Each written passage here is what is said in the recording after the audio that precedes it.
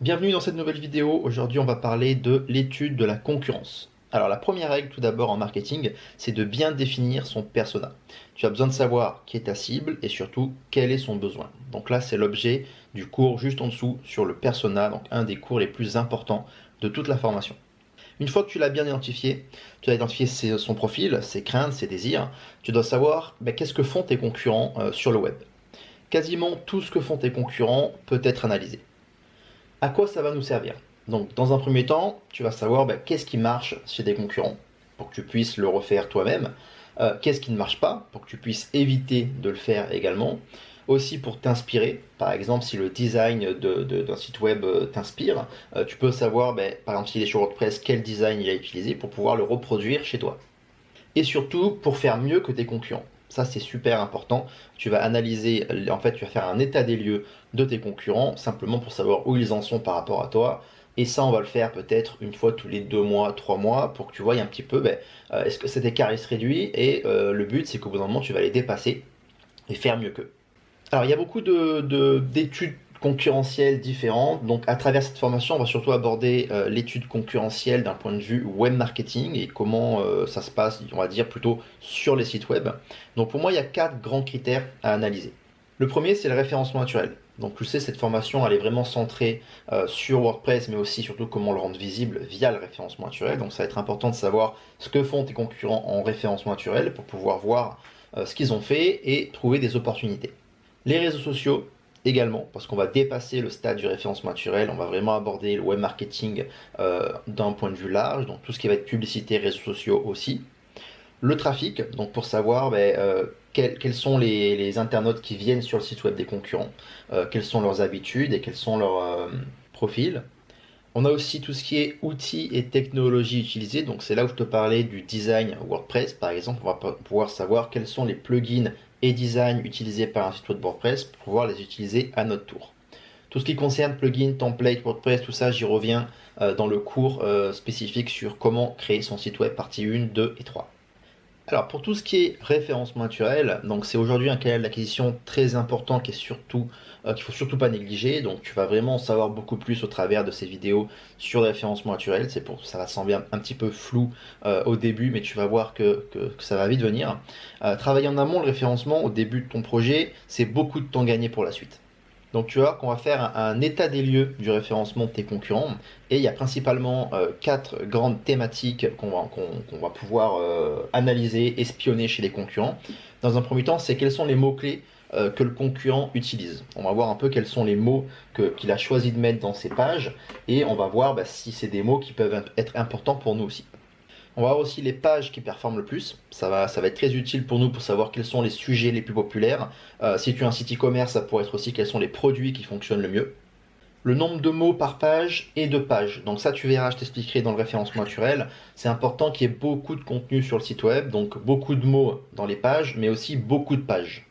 Donc l'objectif de cette étude de la concurrence, c'est de savoir combien il y a de mots par page en moyenne sur le site du concurrent, combien il a de pages, et toi, ton objectif, ça va être de dépasser ce concurrent, avoir plus de mots par page et plus de pages que lui.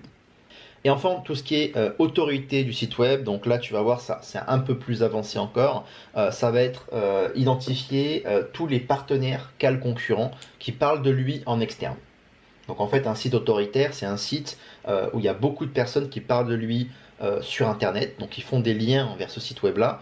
Plus un site reçoit de liens, et plus il va avoir de l'autorité au niveau de Google.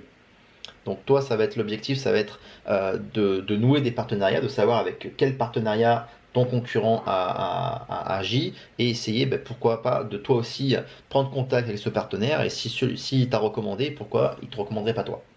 Au niveau des réseaux sociaux, donc c'est une analyse qui est intéressante aussi pour faire un état des lieux des concurrents et plus globalement sur ta thématique en règle générale. Donc les bons points identifiés, donc les sujets les plus populaires, donc ceux qui vont revenir le plus souvent. Les éléments qui fonctionnent, donc par exemple, quel est le support qui fonctionne le mieux? Est-ce que c'est le support vidéo? Est-ce que c'est les publications? Est-ce que c'est les photos? Est-ce que c'est simplement de l'audio par exemple?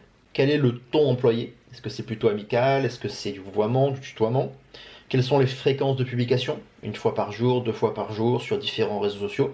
On va pas avoir la même stratégie sur Facebook que sur Instagram ou Pinterest.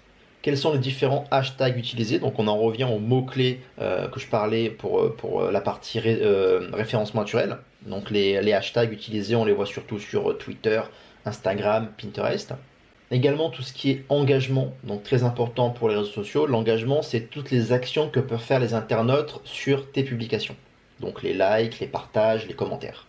Et aussi simplement le réseau social en question, quelle est la taille de la communauté et qu'est-ce qui se passe un petit peu, comment c'est animé.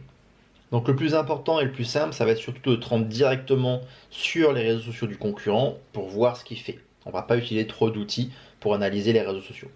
Ensuite, on va analyser tout ce qui est les données de navigation, donc principalement le trafic global donc du site web. Donc au début, on était sur la partie SEO, donc on avait simplement le trafic qui provient de Google, mais on a plusieurs canaux d'acquisition. Donc on peut avoir Google, on peut avoir la publicité, les réseaux sociaux, l'emailing, voilà, il y a énormément de choses. Donc l'important, c'est de savoir d'où vient le trafic principalement chez notre concurrent et de voir un peu les habitudes des internautes. Donc le nombre de pages visitées par session. Donc plus un internaute reste sur le site web, plus c'est intéressant et plus il aura de la visibilité, du bon référencement naturel. Quel est le meilleur canal d'acquisition? Donc est-ce que ça vient Google ou est-ce que ça vient de la publicité ou des réseaux sociaux? Le taux de rebond, tu vas voir que j'en parlerai dans le module 2, donc c'est principalement quand un internaute arrive sur une page de ton site web, donc depuis Google, il clique sur un résultat de recherche, il arrive sur ton site et finalement c'est pas ça qu'il cherchait et il s'en va. Et donc on calcule ce taux sur 100 du coup, et plus le taux est élevé et moins le site web a une bonne qualité. Le temps passé sur le site, donc c'est aussi important que le nombre de pages visitées. Donc c'est pareil que par exemple sur une vidéo YouTube, plus on passe de temps et plus on est intéressé et plus aussi on a du bon référencement naturel. Et aussi, il y a tout un tas de données, j'en ai mis quelques-unes ici, mais voilà, par exemple, le lieu principal d'origine du trafic, donc important si ton activité elle est locale par exemple, ou même internationale, tu vas pouvoir savoir est-ce que les utilisateurs ils viennent plutôt d'une certaine région, d'un certain pays ou d'une certaine ville. Et enfin, on va analyser les outils qui ont fait la construction du site web. Donc comme je t'ai dit, tu peux quasiment tout savoir tes concurrents sur le web. Une fois que tu as les bons outils, tu vas voir que je vais te présenter plusieurs outils qui sont tous gratuits ou freemium. Avec ça, on va identifier les technologies qu'utilisent tes concurrents et ça va t'aider à mieux les comprendre. Donc principalement, on va pouvoir déterminer quel CMS utilise. Donc rappelle-toi, le CMS, c'est l'outil de création de site web. Donc nous, on va passer sur WordPress, mais ça peut être Wix, ça peut être PrestaShop, Shopify, ça peut être tout un tas de CMS, il y en a plein. Donc tu vas pouvoir savoir, et surtout, est-ce qu'il utilise WordPress comme toi. S'il utilise WordPress, tu vas pouvoir après savoir quel template il utilise et quels sont les plugins qu'il utilise également. Comme ça, s'il y a des plugins qui t'intéressent, s'il y a un design qui t'intéresse, tu vas pouvoir l'identifier et pourquoi pas l'utiliser toi-même pour ton site web. Mais aussi, j'ai mis quel outil d'emailing, par exemple, mais ça peut aussi être quel est l'hébergement du site web. Tu peux quasiment savoir toutes les technologies que va utiliser le site web.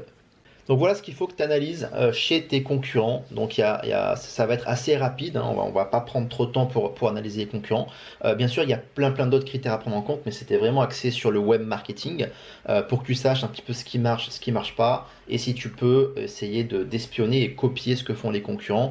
Ton objectif, ça va être bien évidemment de les dépasser. Donc je vais te présenter plusieurs outils à travers un cas pratique avec l'entreprise Le Slip Français. Je vais te partager mon écran et on va faire ce petit cas pratique et cette petite étude de la concurrence.